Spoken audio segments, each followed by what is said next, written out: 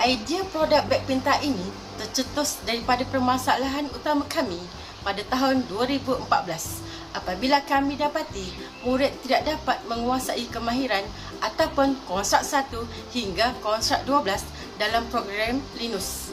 Pada tahun tersebut, penguasaan konstruk 1 hingga konstruk 12 sangat tidak memberangsangkan kerana murid belum dapat menguasai kemahiran 3M iaitu membaca, menulis dan mengira sepenuhnya. Murid kurang minat dalam proses pembelajaran di dalam kelas. Oleh itu, kami mencari alternatif bersama guru-guru tahap 1 bagi merangsang minat murid dalam pembelajaran. Justru itu, kami telah menyediakan satu media yang dinamakan Beg Pintar, di mana pelbagai aktiviti sangat sesuai sama ada untuk penggunaan tahap 1 dan tahap 2. Malah, bukan itu sahaja, murid-murid prasekolah juga boleh menggunakan beg pintar. Objektif utama terhasilnya inovasi beg pintar ini ialah pertama, dapat meningkatkan 100% minat murid terhadap amalan membaca dan seterusnya menguasai literasi dan numerasi. Kedua, membantu 95% murid menjalankan aktiviti menggunakan beg pintar sepenuhnya. Ketiga, memberi alternatif kepada pengguna iaitu guru-guru boleh menggunakan bahan bantu mengajar yang sedia ada iaitu beg pintar. Keberkesanan beg pintar ini telah mencapai objektifnya di mana kumpulan kami telah menjalankan 2 siri uji lari dan 2 siri ujian rintis secara dalaman juga luaran. Bagi ujian dalaman, kami telah menjalankan ujian bagi murid-murid prasekolah tahap 1 dan juga tahap 2. Bagi ujian secara luaran, kami telah menjalankan ujian di Sekolah Rendah Agama Integrasi Kuala Selangor, Sekolah Rendah Agama Integrasi Sabak Bernam Tadika Little Tinkers, Kota Puteri Rawang, Sekolah Kebangsaan Tanjung Keramat Kuala Selangor, Sekolah Kebangsaan Pasangan Kuala Selangor, SMK Seri Tanjung Kuala Selangor. Produk ini juga telah menjalani 3 fasa proses penghasilan iaitu fasa pertama, mengukur dan memotong rangka projek. Fasa kedua, papan lapis yang telah siap dipotong. Fasa ketiga, mengecat. Fasa keempat, membina bahan. Dan fasa kelima, produk beg pintar dihasilkan. Penghasilan beg pintar fasa kedua ialah kami melengkapkan papan nama dan permainan seperti berikut. Yang pertama, nama beg. Yang kedua, puzzle. Yang ketiga, penutup botol Aladin. Yang keempat, dam ula. Yang kelima, sahibul. Yang keenam, roda impian. Yang ketujuh, peta I Think dan nama kumpulan ICG SKBBKS. Selepas melalui beberapa proses uji lari, produk kami telah melalui fasa ketiga di mana kami telah memberi penambahbaikan bagi setiap papan permainan seperti berikut. Yang pertama, tukar engsel. Yang kedua, tambah poket roda impian. Yang ketiga, tukar gam penutup botol Aladin. Keempat, tambah alat penahan roda impian. Dan puan-puan, beg pintar ini berfungsi mengikut aras kesukaran bagi murid-murid. Seperti yang kita boleh lihat, di hadapan kita ada tajuk beg kita iaitu beg pintar. Seterusnya, kita lihat di sini kita ada puzzle. Untuk fungsi puzzle, guru-guru boleh keluarkan dahulu kad-kad yang ada. Semua kad yang ada guru-guru akan keluarkan dahulu kerana guru-guru akan lambatkan di atas meja. Apa yang perlu murid-murid buat ialah mereka perlu memilih nombor. Contohnya untuk yang hari ini, mereka perlu memilih mengikut urutan nombor 1 hingga 30. Jadi mereka hanya perlu pilih dan susun. Seterusnya, untuk penutup botol Aladin, apa yang guru-guru perlu buat ialah mereka hanya perlu keluarkan semua penutup yang ada dan lambatkan di atas meja. Seterusnya, guru-guru akan menyuruh murid-murid untuk melihat apakah gambar yang ada di sebelah ini. Contohnya, bintang ini ada 1 bintang.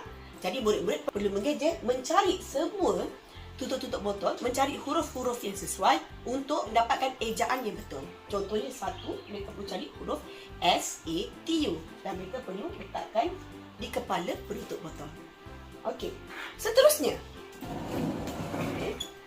seterusnya, kita ada dam ular.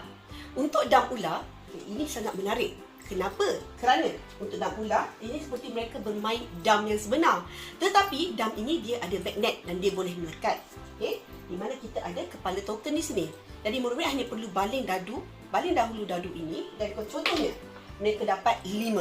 Jadi mereka akan bergerak 1, 2, 3, 4, 5 dan berhenti di sini. Tetapi tuan-tuan dan puan-puan, dia tidak akan berhenti di situ saja. Mereka perlu ambil satu kad. Okey, untuk kad kita ada aras kesukaran yang rendah, iaitu senang, dan juga aras susah. Jadi mereka perlu ambil satu. Mereka perlu baca. Baca dan jawab. Sekiranya mereka dapat jawab yang betul, mereka boleh terus kekal di tempat ini. Tetapi sekiranya mereka jawab salah, mereka perlu kembali ke titik permulaan sebelum mereka membaling dadu tadi. Okey, contohnya ke kosong. Okey, seterusnya kita ada sahibun. Okey, sahibun ini kami mengadaptasi daripada permainan sahibah. Okey, tetapi sahibun bukan sahaja boleh bermain untuk bahasa, bukan sahaja permainan bahasa, tetapi boleh juga sebagai permainan nombor. Okey, lihat di sini kita ada contohnya.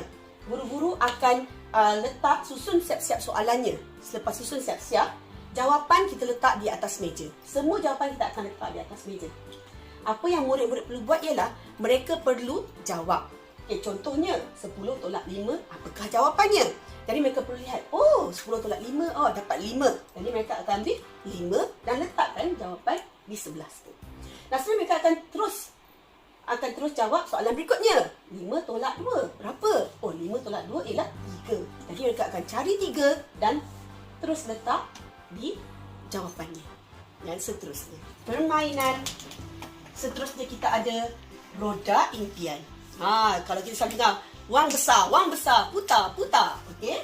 Jadi ini ialah diadaptasi daripada roda impian yang kita selalu tengok masa kecil dahulu. Jadi bagaimana nak main permainan ini? Okey. Sama juga mereka akan putar. Okey. Selepas putar, katakan dia dapat markah 10. Okey, belum dapat markah lagi. Apa yang perlu mereka buat ialah, okey, ini ialah poket 1, aras 1. Kita ada aras kesukaran 2, dia makin meningkat susah. 3 semakin susah.